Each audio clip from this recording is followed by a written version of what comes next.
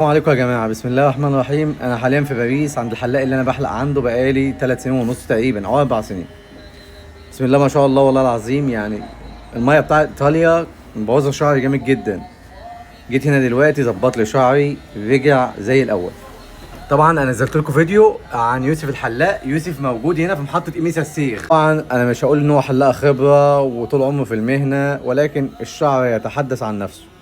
أهو بسم الله الرحمن الرحيم. يعني فاللي عاوز يحلق ده الحلاق بتاعي من الاخر خالص كده، وبتاعي يعني كل الناس اللي بتحبني تيجي تحلق هنا، والاسعار كويسه. انا بحلق شعر ب 10 يورو بصراحه.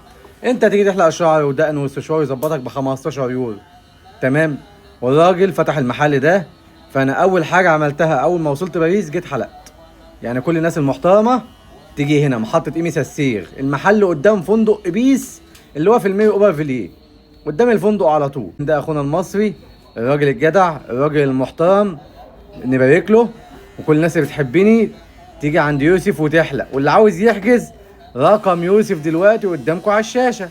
ده لو حد عاوز بالحجز، اي حد عنده اولاد يحلقوا هنا عشان خاطري. يعني الراجل فتح محل، عاوز المحل ده كده كده. الاقي الكراسي اللي ورا والقهاوي اللي جنبه كده متعبيه ناس، عشان الراجل ده حبيبي. والمحله الكبرى كفايه بس هو المحله، تمام.